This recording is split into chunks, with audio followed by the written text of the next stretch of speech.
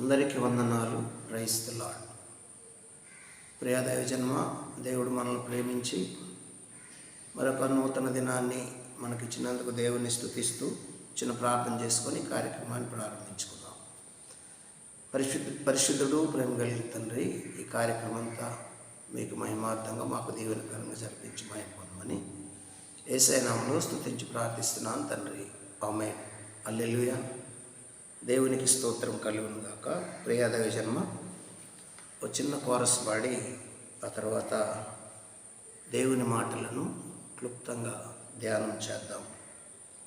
మన పాటల పుస్తకంలో నుండి 404వ పాటను పాడదాం.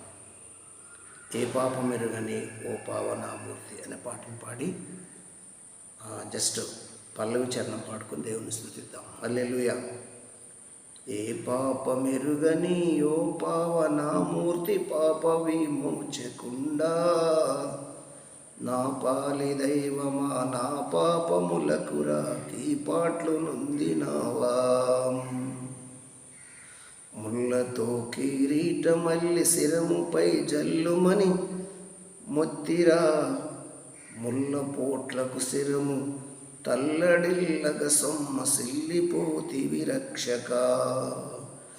ఏ పాపమెరుగని ఓ పావనామూర్తి, పాప విమోచకుండా నా పాలి దైవమా, నా పాపములకు రాకి పాట్లు నొందినావా.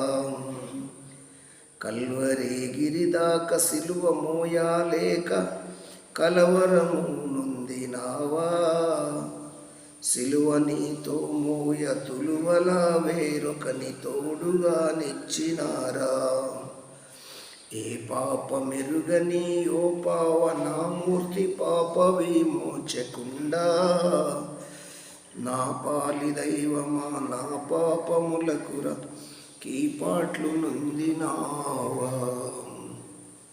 రండి దైవజన్మ, నిన్న చదువుకున్న మాటలో కొన్ని మాటలు ధ్యానం చేద్దాం. గలతీ పత్రిక 2వ అధ్యాయం 20వ వచనం.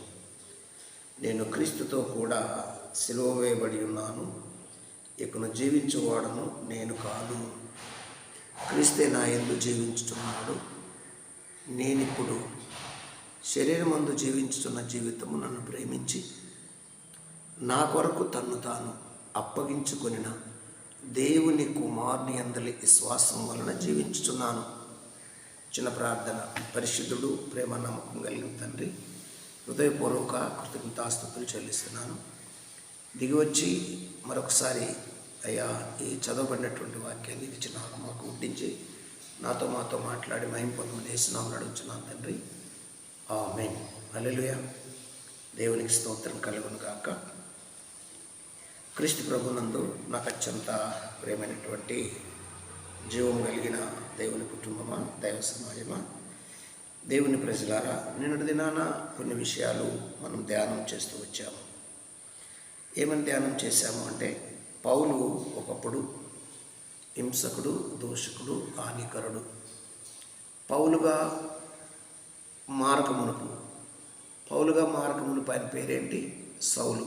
సౌలుగా ఉన్నప్పుడు పూర్వం అన్నాడు. పూర్వం అంటే సౌలుగా ఉన్నప్పుడు ఎటువంటి వ్యక్తి అంటే దూషకుడు, హింసించేవాడు, భయంకరమైనటువంటి దూషణ చేసేవాడు. దూషకుడు, హింసకుడు, పూర్వము భయంకరమైనటువంటి వ్యక్తి ఈ పౌలు. ఈ సౌలుగా ఉన్నప్పుడు ఇప్పుడు పౌలుగా మారాడు. ఈ పౌలుగా మారినటువంటి ఆ జీవితాన్ని గురించి సాక్ష్యమిస్తూ, నేను క్రీస్తుతో కూడా సిలువ వేయబడ్డాను అన్నాడు. వాస్తవంగా సిలువ వేయబడింది పౌలా, లేకపోతే సౌలా, లేకపోతే సౌలులో ఉన్న గుణలక్షణాల అని మనం ఆలోచిస్తే కొన్ని నేను ధ్యానం చేశాము. సౌలులో ఉన్నటువంటి ఆ దూషించే గుణము, ఆ హింసించే గుణము, ఆ క్రూరత్వము,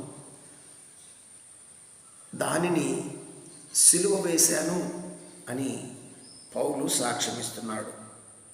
దాన్ని సిలువ వేశాను అంటూ నేను అనే అంతరంగ స్వరము పేరు అహం అన్నాడు.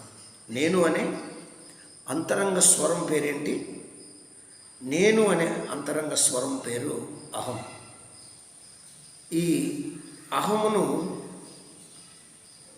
జాగ్రత్తగా మనము అర్థం చేసుకొని వాక్యం వినే ప్రతి ఒక్కరూ ఈ అహము అనేది చాలా భయంకరమైనది అనే విషయాన్ని మనం అర్థం చేసుకోవాలి.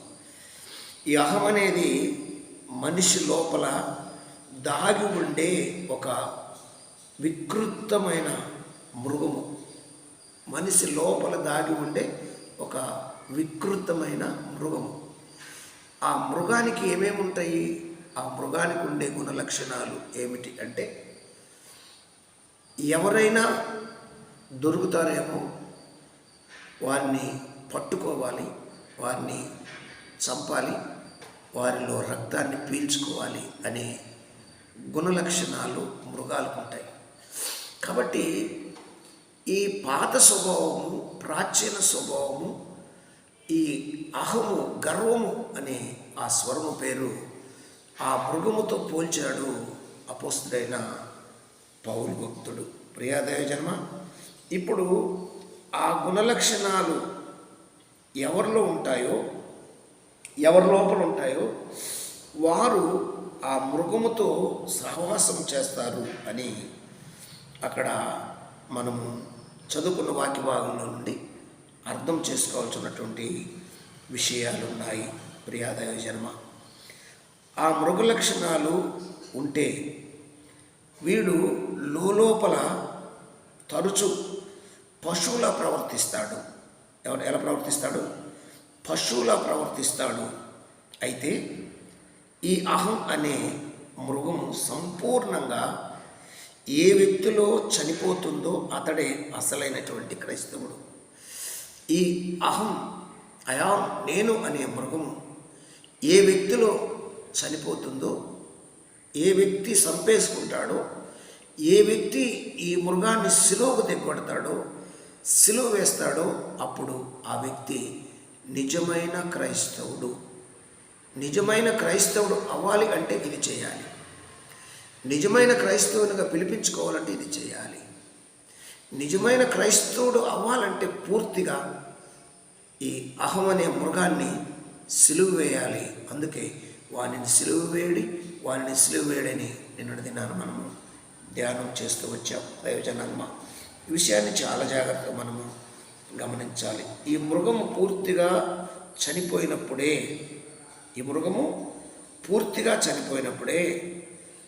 మృగం ఎప్పుడైతే ఆ వ్యక్తిలో ఒక వ్యక్తిలో చనిపోతుందో అప్పుడే అసలైన క్రైస్తవుడు. అతనికి ఇక గుర్తింపు, పేరు, ప్రతిష్టలు అక్కర్లేదు.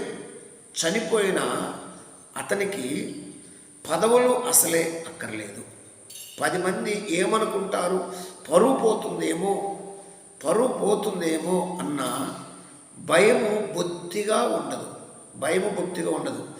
ఆ వ్యక్తికి గుర్తింపు దొరికితే, పక్క వ్యక్తికి గుర్తింపు దొరికితే ఆ వ్యక్తి బాధపడడు. ఆ వ్యక్తికి గుర్తింపు దొరికినా దొరకపోయినా పర్వాలేదు, నాకెందుకు, నా స్నేహితుడికి నా పక్కవాడు బాగున్నాడు అని సంతోషిస్తాడు. ఎప్పుడు అంటే ఈ అహం అనే మృగము, ప్రాచీన స్వభావము మరి సిలువ వేయబడినప్పుడు, చనిపోయినప్పుడు ఆ పక్క వ్యక్తికి గుర్తింపు దొరికితే తాను ఏమవుతాడంటే అసూయపడడు. అతనిలోనే ఆ ముఖం పూర్తిగా చనిపోయాడు. అదే సిలువ సాధించినటువంటి బృహత్కరమైనటువంటి అద్భుతము, బ్రహ్మాండమైన అద్భుతము, సిలువ సాధించి పెట్టినటువంటి మహా అద్భుతము. ప్రియాదైవ జన్మ, కాబట్టి ఈ విషయాన్ని గమనించి సిలువ మీదకి ఎక్కినటువంటి పౌలు ఇస్తున్న సాక్ష్యాన్ని ఈరోజు రక్షణ పొందాము అని చెప్పుకుంటున్నటువంటి నీవు, నేను, మనము ఆలోచించవలసినటువంటి అవసరత ఎంతైనా ఉన్నది. దేవునికి స్తోత్రము కలుగునుగాక. హల్లెలూయా. సిలువ సాధించినటువంటి ఆ అద్భుతమైనటువంటి విషయాన్ని మనం గమనిస్తూ, సిలువ మీద యేసును చంపి పగ తీర్చుకున్నామనుకున్నారు పిచ్చి మనుషులు. సిలువ వేసి యేసు ప్రభువును చంపి పగ తీర్చుకున్నాం అనుకున్నారు ఆ పిచ్చి ఆ మనుషులు. అయితే ఆ సిలువ ఈనాడు మనుషులలోని శాపగ్రస్త మృగాన్ని చంపేసి మహత్కార్యమైనటువంటి అద్భుతాన్ని సాధించి ఈరోజు ఒక బలమైనటువంటి క్రీస్తు సాక్షిగా నిలబెట్టింది అనే విషయాన్ని పౌలిస్తున్న సాక్ష్యం. ఈ పౌలు వల్ల ఎవరైతే మారతారో, ఈ పౌలుతో ఎవరైతే స్నేహం చేస్తారో వారు ఖచ్చితంగా దేవుని మీద ఆధారపడి క్రీస్తుకు బలమైన సాక్షులుగా ఉంటారు. ఇక ప్రతిదానికి అనగరు, చిన్న విషయాలకు ముఖం సాటించరు. ఏం చేస్తారంటే నా సహోదరుడు బాగుంటే నేను బాగున్నట్టే, నేను బాగుంటే నా సహోదరుడు నన్ను అభిమానిస్తాడు అనే పూర్తి క్రీస్తు స్వభావం నీలోనికి ప్రవహిస్తుంది, నీలోనికి వస్తుంది. అప్పుడు నువ్వేం చేస్తావు తెలుసా?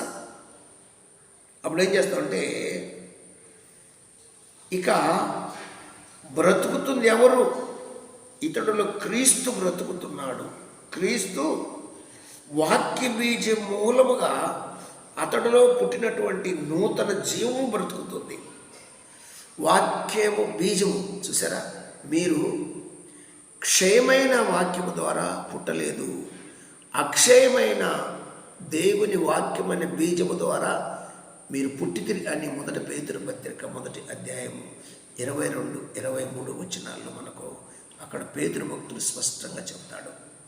మీరు వాక్యమనే అక్షయమైన బీజం, క్షయమైన బీజం కాదు, ఈ ప్రాచీన స్వభావం అనే బీజం మీలో లేదు, వాక్య బీజం ఉంది అని లేఖనము స్పష్టంగా మనకు నేర్పిస్తున్నటువంటి ఈ సత్యం. కాబట్టి ఈ వ్యక్తి ఈ నవీన జీవము క్రీస్తులో నుండి పుట్టింది కనుక క్రీస్తులాగే ఆలోచిస్తుంది, క్రీస్తులాగే మాట్లాడుతుంది, క్రీస్తులాగే క్షమిస్తుంది, క్రీస్తులాగే క్షమిస్తుంది, క్రీస్తులాగే ప్రేమిస్తుంది, క్రీస్తులాగే అందరి పట్ల ప్రేమ కలిగి ప్రవర్తిస్తుంది. దేవునికి స్తోత్రము కలుగునుగాక. హల్లెలూయా. క్రీస్తులాగే క్షమిస్తుంది, క్రీస్తులాగే సహిస్తుంది, క్రీస్తులాగే ప్రేమిస్తుంది, క్రీస్తులాగానే తన పొరుగువాని కోసము తనను తాను అర్పించుకుంటుంది, క్రీస్తులాగే దేవుని ఇంటి వారి కొరకు ఆసక్తితో దహించుకుపోతుంది, న్యాయము కొరకైనటువంటి రోసాగ్నితో అచ్చం క్రీస్తులాగే బొగ్గున మండుతుంది. దేవునికి స్తోత్రం కలుగును కాక. ఇది క్రీస్తు ప్రేమ. ఈ రోజుల్లో ఈ ప్రేమ లేకపోవటానికి కారణం ఏంటి తెలుసా? సిలువకు అప్పగించుకోవటం లేదు. బాప్తిసం పొందామనుకుంటున్నారు, రక్షణ పొందామనుకుంటున్నారు, బాప్తిసం పొందిన వెంటనే అన్నీ అయిపోయాయని ఇంకా నాకేం పర్వాలేదు, నేను ఒక సేఫ్ జోన్లోకి వచ్చాను అని అనుకొని భ్రమపడుతున్నటువంటి క్రైస్తవ సమాజం ఉంది ఈరోజు. ఆ సమాజంలో అహమనే మృగంగాడు పరిపాలన చేస్తున్నాడు. వాడు నిద్రపోతూ ఉంటాడట. నిద్రపోతూ ఉండి ఒక్కసారి అవసరం వచ్చినప్పుడు ఇలాగ జూలు దులిపి ఇలాగంటాడంట నిక్కగా నిలబడి.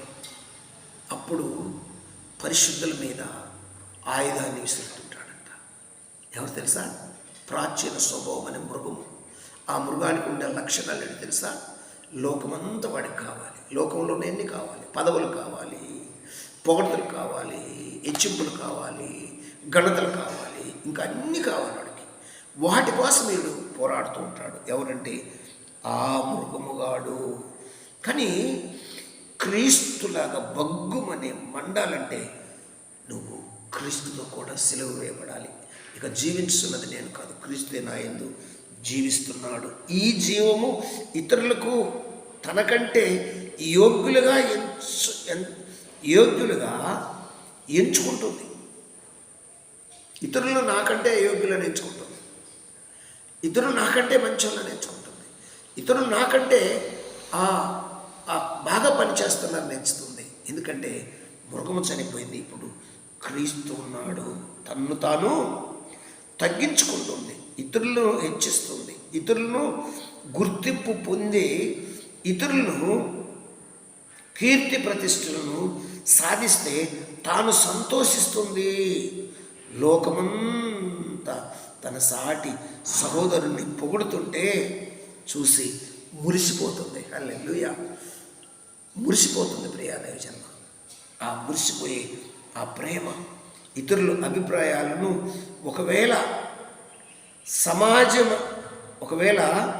సమంజసమైనంత వాటి కోసము తన అభిప్రాయాలను మార్చుకోవడానికి ఈ జీవము ఎల్లవేళలా సంసిద్ధంగా ఉంటుంది. దేవునికి స్తోత్రం కలుగును గాక. సంసిద్ధంగా అంటే దేవుని పని చేయటానికి కావలసినటువంటి ఆ విషయాలు, దేవుడు సంతోషించే విషయాలను ఈ యొక్క ఎప్పుడైతే మృగాన్ని సిలువ వేస్తారో వారు ఏం చేస్తారంటే క్రీస్తు ప్రేమను కలిగి అనేక మంచి విషయాలు చూసి సంతోషిస్తుంది. ఎప్పుడు తన కోణములో నుండి కాకుండా ఎదుటివాడి కోణము నుండి ఆలోచిస్తుంది. ఎదుటివాడు పరిస్థితులు అర్థం చేసుకుంటుంది. ఏది తనంతట తాను అనుకోదు. ఏమండి, తనదైనటువంటిది ఏదో ప్రాముఖ్యము కాదని ఈ నూతన జీవము తలపోస్తుంది. ఈ నూతన వ్యక్తిత్వాన్ని గుర్తింపు పూర్తిగా లోకము పూర్తిగా ఈ లోకమును ఉన్నదాన్ని కోల్పోతుంది. కోల్పోయి ఏం చేస్తుంటే క్రీస్తు స్వభావం, ఎదుటివారి బాగు కొరకు, ఎదుటివారి మేలు కొరకు వాటన్నిటిని ఏం చేస్తుంది తెలుసా? ఏమండి, వాటన్నిటినీ ప్రేమతో ఆకర్షిస్తుంది. ఏమండి, అన్నిటికంటే పైగా ఆ అక్షయ జీవము తాను పుట్టించటానికి కారకుడకు కర్త అయిన ఏమండి క్రీస్తు నాదుని ప్రేమ నుండి ఏమండి ఆరాధిస్తుంది. దేవునికి స్తోత్రం కలుగును గాక. క్రీస్తు నాదు ప్రేమను ఆరాధిస్తూ, క్రీస్తు కొరకు జీవిస్తూ, క్రీస్తులో నివాసం చేయటానికి ఆ ప్రేమ ఎల్లవేళలా తహతహలాడుతుంది. అదే ఇక్కడ చెబుతున్నటువంటి మాట. ఏమంటున్నాడు చూడండి, ఏమంటున్నాడంటే చివరిగా వాక్యం చదువుకొని ప్రార్థన చేసుకుందాము. నేను క్రీస్తుతో కూడా సిలువ వేయబడి ఉన్నాను, ఇకను జీవించువాడను నేను కాదు, నాయందు క్రీస్తే జీవించున్నాడు. నేను ఇప్పుడు శరీరమందు జీవించుతున్న జీవితము నన్ను ప్రేమించి తన కొరకు తను తాను అప్పగించుకొనిన దేవుని కుమారుని అందలి విశ్వాసం వలన జీవించున్నాను. దేవునికి స్తోత్రం కలుగునుగా. దేవుని కుమారుడైన యేసు ప్రభు మీద ఆధారపడి విశ్వాసంతో జీవిస్తున్నాను.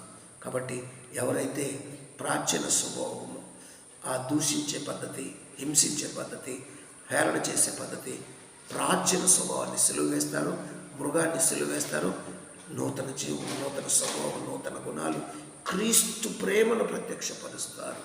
ఎదుటివారు బాగుంటే చూస్తూ ఆనందిస్తారు. కాబట్టి ఈ విషయం ప్రతి క్రైస్తవుల్లో, నిజమైన క్రైస్తవుల్లో ఈ గుణ లక్షణాలు ఉండాలని పరిశుద్ధాత్మ దేవుడు కోరుకుంటున్నాడు. ప్రార్థించేద్దామా?